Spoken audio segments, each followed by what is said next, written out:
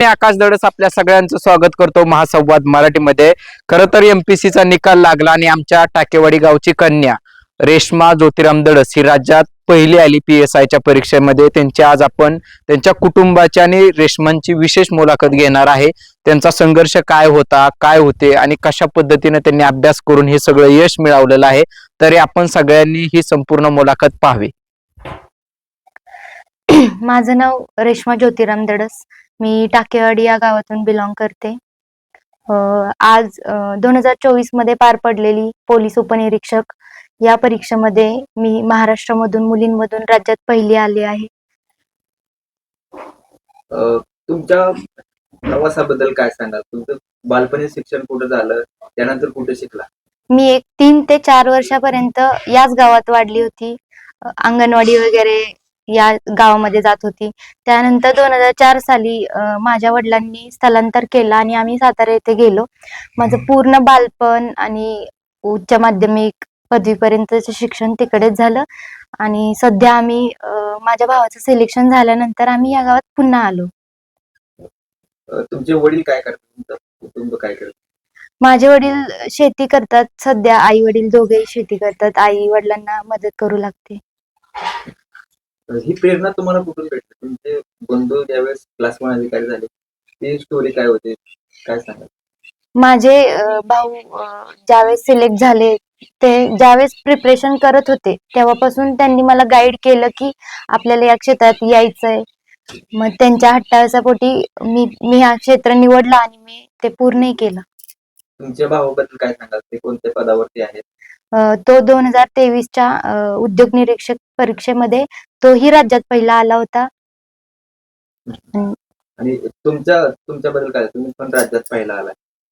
माझी पूर्ण प्रेरणा तिथूनच आहे आणि पूर्ण मोटिवेट केलं मला. पूर्ण ह्या यशाच्या प्रत्येक पायरीवर त्यांनी मला मदत केली. प्रत्येक पायरीवर समजून सांगितलं की हे असं तसं MPSC अशी असते आणि इथपर्यंत पोहोचण्याचं पूर्ण रहस्य तेच आहे. तुमच्या कुटुंबाचा विचार केला तर एकदम साधे भोळे आहेत आणि मेंढपाळ शेती व्यवसाय ह्या भागातून तुम्ही आलाय, परिस्थितीतून तुम्ही आलाय. काय वाटतं तुमचे कुटुंब सगळे सोबत आहे? जरी माझे आई वडील अशिक्षित आणि या गावातून असले तरीही त्यांची पूर्ण जिद्द आणि आमच्यापेक्षा ते जास्त हट्टी आहेत की आम्ही पूर्ण शिक्षण घ्यावं आणि आम्ही इथपर्यंत पोहोचावं ही त्यांचा पहिल्यापासूनचा मानस होता आणि तो आम्ही आज कम्प्लीट केला. तुमच्या सोबत तुमचे आजी आजोबा बसले, त्यांचा साधेपणा आणि त्या शेजारी त्यांच्या सोबत तुम्ही बसलाय, तुम्ही PSI आहे. काय त्यांच्या भावना काय असतील? एकेकाळी ते लाल दिव्याची गाडी दिसली का आजी म्हणायची की आम्ही पळून जायचो, भ्यायचो आणि आता तुम्ही लाल दिव्याच्या गाडीत बसणार आहे. काय सांगाल एकंदरीत? ही न्यूज ज्यावेळेस घरात कळली त्यावेळेस पूर्ण आनंदाचं वातावरण होतं आणि ते दोघेही खुश होते की त्यांची लेक इतक्या पुढे गेली.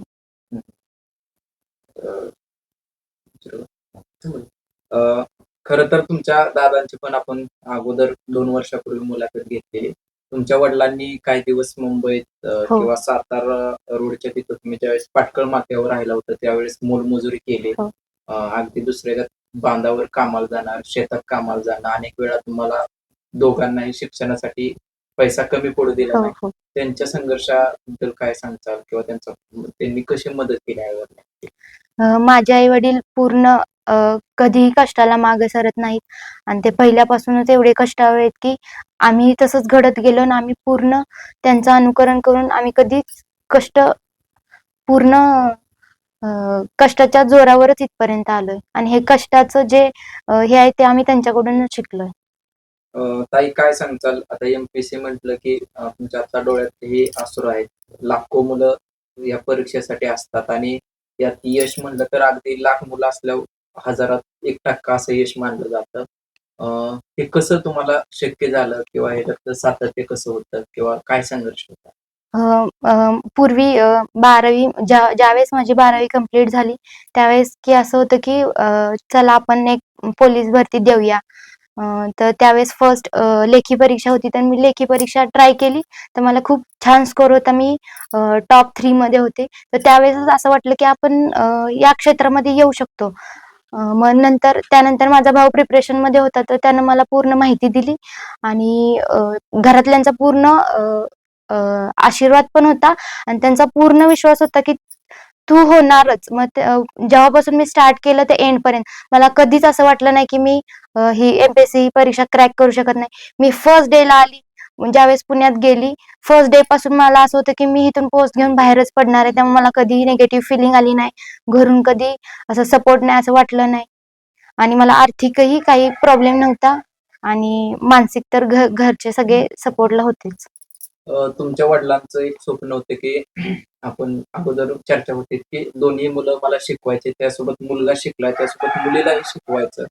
तो वडिलांनी कसा सपोर्ट केला की माझ्या दिदीला शिकवायचंय, शिक्षणासाठी पैसे द्यायचे, कारण लहानपणी तुमचं तसं हालाकीचे दिवस गेले, मात्र इथनं पुढे शिक्षणाला कोणतीही गोष्ट कमी पडून द्यायची नाही. माझ्या आई वडिलांनी कधीच दुजाभाव केला नाही की मुलगी आणि मुलगा, उलट मुलापेक्षाही मला जास्त फ्रीडम दिला गेला. मला माझे प्रत्येक डिसिजन घेऊ दिले गेले. त्यामुळे मला असं वाटतं की मी आज इथे आहे आणि मी फुल कॉन्फिडन्सनी पूर्ण परिसरात, पूर्ण महाराष्ट्रात वावरू शकते. काय सांगाल, आज तुमची मुलगी PSI झाली, खूप आनंद झाला. काय तुम्ही लय कष्ट केलं, आम्ही लय कष्ट केलं.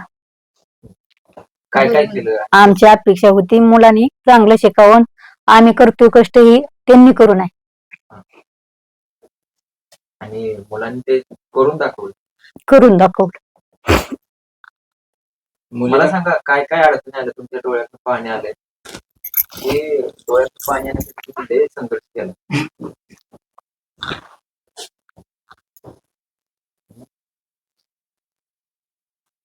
बोला. बोलत राहा. बोला. ते कट तुम्ही करते. मुलींना कसं शिकवलं, दिदीला पुण्याला कसं पाठवलं, काय काय अडचणी आल्या, काय दिवस तुम्ही बाहेर पण शाळेला पाठवताना सातारला ओके. होता, कामाला जात होता, ती पण सांग. भरपूर त्रास झाला मुलासनी शाळा शिकवण्यासाठी. पैशाच्या अडचणी येत होत्या, त्या कशा केल्या ते पण सांग. असंच आपलं कष्ट करून. मजुरी करायला हो, तुम्ही काय काय काम करायचं ते पण सांगत असताना. काय बांगलायचं, काय बी करायचं असं. ऊस लागण करायची, सोयाबीन काढायची, आणि गहू काढायचं, ज्वारी काढायची, हरभरा काढायचा. ज्यावेळेस दादा नोकरीला लागला त्याच्यानंतर मी तेव्हा पण आलतो, तुम्ही दीदीला कसं शिकवलं, दीदीला काय काय फोनवर, आणि दीदीचा पहिला फोन कधी आला त्या दिवशी, ते पण सांग. आला होता एक 5:30 वाजता. काय म्हणाले त्यावेळेस, कसं वाटलं ते पण सांग. छान वाटलं. काय काम करत होते ते पण सांग. काय नव्हते काम करत, घरातच होते. फोन केला हम्म. सकाळी उठल्यापासून संध्याकाळपर्यंत भाजी विकायला. माझा होता की आम्हालीचा विषय, तर मी कष्टाला कुठलेही नाही म्हणतो ना, काही का काम नाही म्हणत, म्हणजे या विषयात कंटाळा नव्हता मला.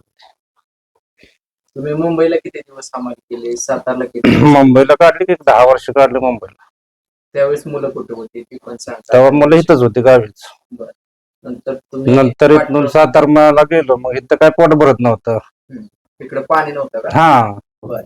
मग सातारला गेल्यानंतर मला मार्गदर्शन मिळत गेलं चांगल्या चांगल्या लोकांचं. काय जशी 10वी मुलांची झाली तसं जरा त्यात मला पुढलं दिसत होतं. त्याच्यामुळे असं मी त्या लोकांची प्रेरणा घेत गेलो. काय तसं पोरांना मी शिकवत गेलो, काय ना बा पोरं म्हणजे आपलं काहीतरी घडवतील. तुमचे ज्यावेळेस तिकडं होता पाटकळ माथ्यावर तुम्ही राहिले, त्यावेळेस मग दोघंही तुम्ही दुसऱ्याच्या शेतात मजुरी करायचा, औषध मारायचा किंवा ऊसाला लागण ऊस लागण सगळे ते आम्हाला हे सगळं करायचं, जे येईल ते काम करायचं. त्यावेळेस तुमची मुलं मी मागल्या वेळेस ऐकले की दीदी किंवा दादा दुसऱ्या पोरांनाही तिथे शिकवायचे, ते हा, मुलांनी परत कोरोनाच्या काळात विचार केला की नाही बाबा आता आपण काय ना काय तर केलं पाहिजे. काय मग त्यांनी एक सुरू केलं की बाबा आपण मुलांना शिकवू, काय आपण दुसऱ्यांना घेऊन सांगत मोरण येऊया. काय या गोष्टी त्यांनी बी मनाला घेतल्या, थोड्या लावून चांगला विचार केला. नंतर दादा अधिकारी झालाय, आता दिदी झाली, तुम्ही देखील आज सुद्धा भाजीपाला रानात करता आणि इथल्या लोकलचं बिजवडी असं का, म्हणजे असं कष्ट करण्याची जी ही आहे. कष्ट करण्याची जिद्द आहे की ते कष्टात सगळ्या गोष्टी आहेत त्या. कष्टात राम आहे. हम्म. काय का होईल ते कष्टातूनच होणार आहे. काय कष्ट केलं तर त्यातच सगळा राम असतो. व्यवस्थित बरोबर बोला. माझं नाव ज्योतिराम दादू दडस. माझी मुलं आता अधिकारी आहेत. मुलगा माझा उद्योग निरीक्षक आहे, अधिकारी. मुलगी आता माझी PSI झाली. दोन्ही मुलांनी माझं महाराष्ट्रात पहिले आले ते. काय तुम्ही काम काय करता? मी शेती काम करतो, भाजी भाजी विकतो, शेतीत आपलं शेतीचं काम असतं ते करतो. माझं नाव नाना ज्योतिराम धडस. मी आता उद्योग निरीक्षक म्हणून पालघर इथं कार्यरत आहे. तर माझी बहीण रेश्मा धडस ही आता PSI झालेली आहे. तर ह्या गावची पार्श्वभूमी म्हणजे कसं, पहिल्या काळात कसं हमाली किंवा ड्रायव्हर हेच फक्त म्हणजे गावातनं जे लोक बाहेर जात होते, तर ह्याच उद्योगात फक्त म्हणजे त्यांना संधी भेटत होती. तर त्याच्यानंतर जे आता जे जे आपली पिढी आहे, तर त्यात मध्ये आता माझा मावस भाव आहे बापूराव धडस, तो DYSP आहे.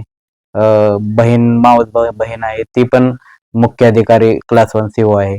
तर हे आता आपल्या ग्रामीण भागातून असे अधिकारी घडत आहेत.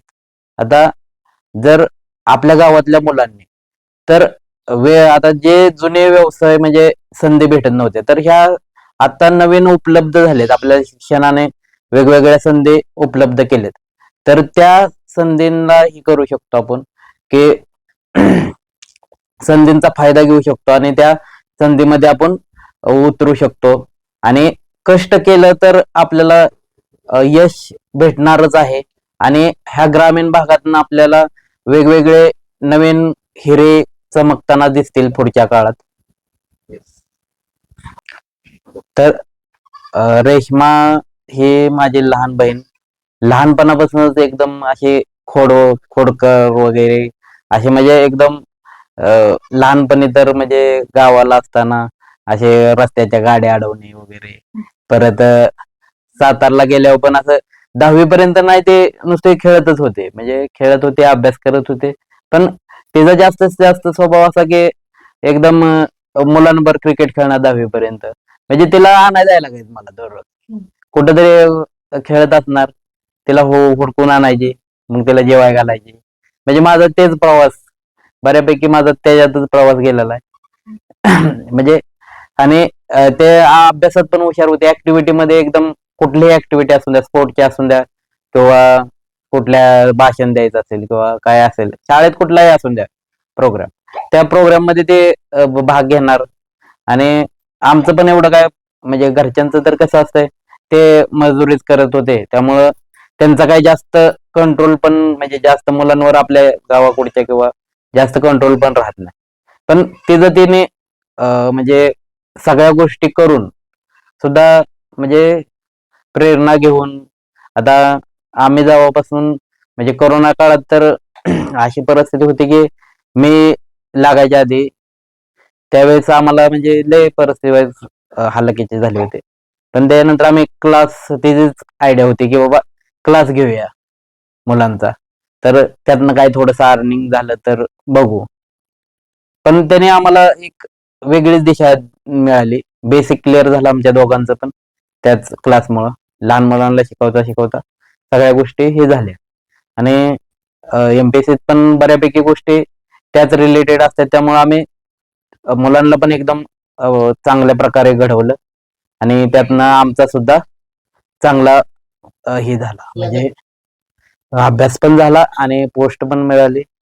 त्याबद्दल त्या मुलांचं पण आणि रेशमाचं म्हणजे माझ्यावर सगळं म्हणजे पूर्ण, म्हणजे ते आमच्या दोघांचं सगळ्यात हे आहे की बाबा कोऑर्डिनेशन चांगलं आहे, बोलतो, म्हणजे जेवढं आम्हाला हे करता येईल, म्हणजे काय करायचं असेल एखादं तर दोघांचं म्हणजे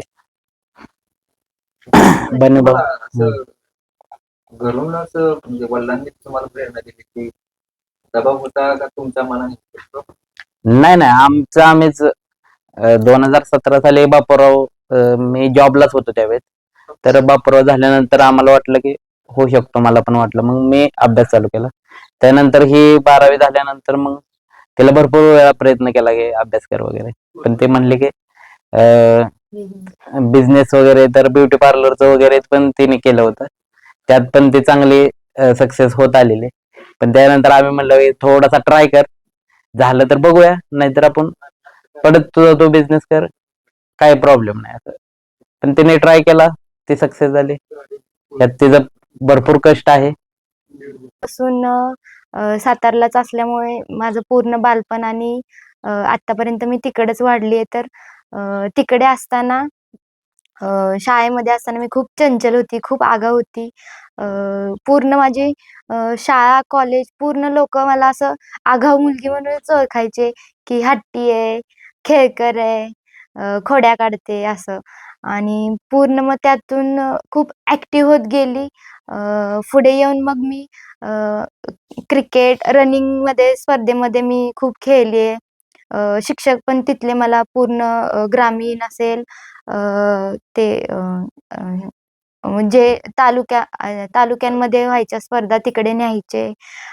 तिथले लोक पण मला लहानपणापासून असे बोलायचे की तू काय करते, तू काय करते. तर मग ते प्रत्येक वेळी मला, प्रत्येक जे लोक भेटायचे ते मला फक्त पॉझिटिव्ह वेनेच माझ्याकडे बघायचे. त्यामुळे मला पूर्ण लहानपणापासून आतापर्यंत असं वाटलं की मी खूप पॉझिटिव्ह आहे, मी कधी फेल नाही जाऊ शकत, मी जे करील ते कम्प्लीटच करीन.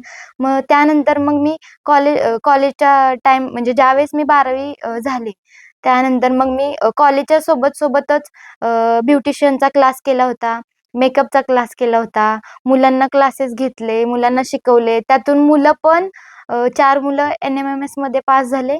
आणि खेलो इंडियाला आम्ही 15 लोक नेली होती क्लासमधून. जे की मला लहानपणापासून माझ्यात खेळाडू वृत्ती आहे, मी त्यात बघितली. आणि त्यातून 2 मुली आता नॅशनल खेळतायत, श्रावणी कांबळे आणि साक्षी वाघमये म्हणून. त्या नॅशनल पर्यंत पोहोचल्या. मला त्याचा खूप अभिमान वाटतो की मी तिथं जाऊ नाही शकले, पण माझ्या थ्रू त्या गेल्या. जिथं मी पाऊल उचलायला पाहिजे होतं, मी तिथं त्यांना पोहोचवलं. ब्युटिशियनचा क्लास करत करत मी क्लासेस पण घेतले, सोबतच चालू होतं. आणि माझं ग्रॅज्युएशन कम्प्लीट झालं की मी लगेच स्पर्धा परीक्षामध्ये उतरले. ब्युटिशियन तुमची आवड होती का म्हणजे करायचं म्हणून म्हणजे मजबूर म्हणून करत होता? घरातलं बॅकग्राऊंडच असं होतं की त्यावेळेस फायनान्शियल स्टॅबिलिटीसाठी त्यावेळेस माझं पूर्ण असं व्हायचं की मी हे करू, ते करू, मी काय चालू करू. मग ते असं मला व्हायचं की मी बिझनेसमध्ये खूप छान काम करू शकते. मग ते माझं माइंड पूर्ण ऍक्टिव्ह झालेलं 12वी नंतर की मला पटकन अर्निंग करायची आहे, मी कुठलं तर क्षेत्र चूज करावं, मी पुढे जावं, धडपड होती माझी. त्यावेळेस मग असं की मी पॅरलली 2-2, 3-3 गोष्टी हँडल केल्या. ग्रॅज्युएशन कंप्लीट केलं आणि स्पर्धा परीक्षांचा अभ्यास चालू केला. आणि त्यातही मी 2023 मध्ये फर्स्ट अटेम्प्ट मध्ये महसूल सहाय्यक पोस्ट मिळवली. आणि सेकंड अटेम्प्ट मध्ये मी आता PSI बनली. कोमल नानासाहेब दडस. ह्या PSI झाल्या त्या माझ्या नणंदबाई आहेत छोट्या, ह्यांच्यापेक्षा त्या छोट्या आहेत. त्या खूप अभ्यासू, म्हणजे मी आल्यापासून बघते तर त्या खूप म्हणजे अभ्यास त्यांना आवडतोय. म्हणजे असं ते खूप पॉझिटिव्ह असतात. आणि घरात पण त्या ऍक्टिव्ह असं म्हणजे काय असेल तर ते ऍक्टिव्हपणे करत असतात. त्या PSI झाल्या, खूप भारी वाटलं की.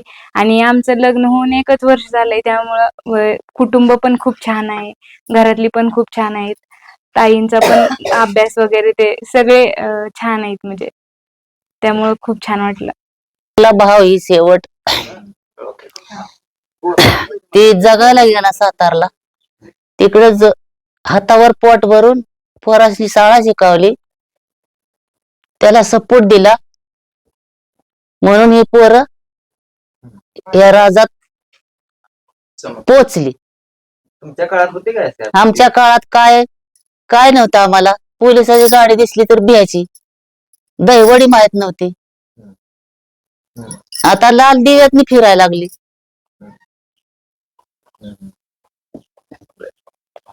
आता ते तुमच्यासोबत PSI हा पेसाया ही बाची माझी आहे, भावाची पोरगी पेस झाली.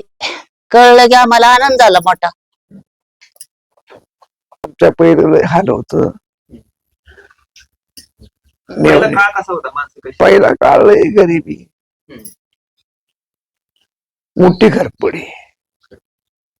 मेवणे इथनं तिकडे सातारला गेलते कामाला की काय? सातारला गेलत, कसं शिकवलं? मुंबईला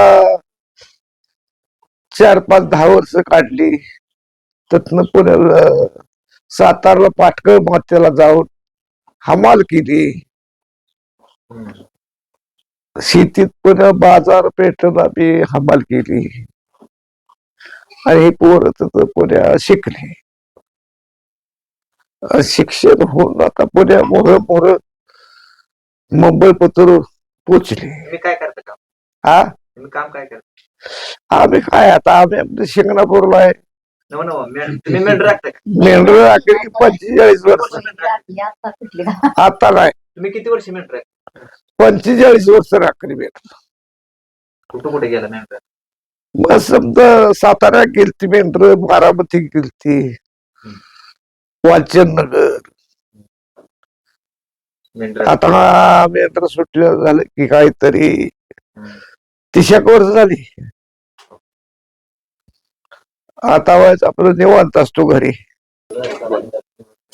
माझं नाव दत्तात्रय नाना दडस. मी या टाकेवरचा रहिवासी आहे. आणि मला जशी रेश्मा दडस ही PSI झाली असं कळलं की मला फार आनंद झाला मनापासून. की मला तिचं एवढं कौतुक झालं की माझा हा समाज हा विखुरलेला असायचा. काही दिवस मेंढराच्या माग 6-7 महिने जायचा, काही दिवस ऊस तोडला जायचा, काही दिवस ज्वारीच्या माग, काही दिवस काढायचा. ती आमच्या समाजाला शिक्षणाचं माहीतच नसायचं, शिक्षणाचा गंधच नसायचा. थोडीफार 10वी पर्यंत शिकवली की शाळा तर फार झाली, नाहीतर मग लग्न लावून द्यायचं जायचं. म्हणजे ज्या शिक्षण होणे त्यांच्या म्हणजे विचारच नसायचा. पण अलीकडं एवढं म्हणजे समाज सुशिक्षित व्हायला लागलाय, शिकायला लागलाय की मुलं स्पर्धेत खेड्यापाड्यात राहून सुद्धा हे टाकेवाडी गावचं नाव महाराष्ट्रापर्यंत पोचवू शकले. आणि ती या डोंगर परिसरात बघितलं तर इथं तुम्हाला काहीच दिसणार नाही. बाहेरचा पाहुणा जर राहायला लागणार नवीन तरी त्याला एक दिवस एक रात्र उजळाचं म्हणलं का नाही फारसा अवघड वाटायचं. आणि ते म्हणणार तुम्ही गावातली माणसं राहतात कसं, जीवन जगतात कसं. पण काय ते नाही ते कठीण परिस्थितीला वेळेला तोंड देणं नाही होतच, म्हणजे तोंड द्यावंच लागायचं. काय करणार इथं म्हणजे म्हणजे जीवन जगण्याचं साधन नसायचं काय. पण हे कसं आहे, आता माझा भाव आहेत त्यांनी इथं त्यांचं ते म्हणजे पोटाचा उदरनिर्वाह होत नव्हता म्हणून त्यांनी पाटकळ येथे जाऊन त्यांनी मोलमजूर करून मुलांना शिकवलं. आणि मुलांनी मी त्यांच्या त्या कष्टाचा म्हणजे पूर्ण आपले वडील किती परिश्रम करतात आणि त्यांच्या त्या कष्टाची जाणीव ठेवून अहोरात्र मेहनत करून त्यांच्या त्या कष्टाचं चीज करून दाखवलं. आणि हे दोन्ही मुलं क्लास 9 अधिकारी झाली. त्यांनी टाकेवाडी गावचं नाव महाराष्ट्रात उज्ज्वल करून दाखवलं आणि आम्हाला फार अभिमान वाटला. मी रेणुका बरकडे. माझी ही बहीण आहे. हिचे आई वडील एकदम असं अडाणी, एकदम असं गरिबीतून रोज रोजगार करून त्यांनी शिक्षण दिलंय मुला मुलींना. त्यांचं असं मला मार्गदर्शन आहे की तुझी मुलगी 10वीत आहे आणि नाना माझा भाऊ, रेश्मा बहीण यांचंही मार्गदर्शन असं सांगतात की मला तोही मुलीला चांगलं शिकव, कुठं अडचण आली कसं काय सगळं विचारून कुठल्या स्टेपला कसं शिक्षण द्यायचं, कुठल्या कॉलेजला कसं घालायचं, तर तेही मार्गदर्शन घे आमच्याकडून. आम्ही तुला सांगतो तसं तूही तुझ्या मुलांना घडव. आणि मला इतका आनंद आहे की एवढ्या गरिबीतून शिकून मुलींनी आणि त्या मुलाने आई वडिलांचं नाव अख्ख्या महाराष्ट्रात रोशन केलंय, याचा मला खूप खूप आनंद आहे. अशी सगळ्या टाकेवाडी गावातली सगळ्या आदर्श वडिलांनी किंवा अडाणी आई वडिलांनी आपल्या मुलांना चांगलं मार्गदर्शन देऊन चांगलं शिक्षण द्यावं ही माझी मनापासून विनंती आहे.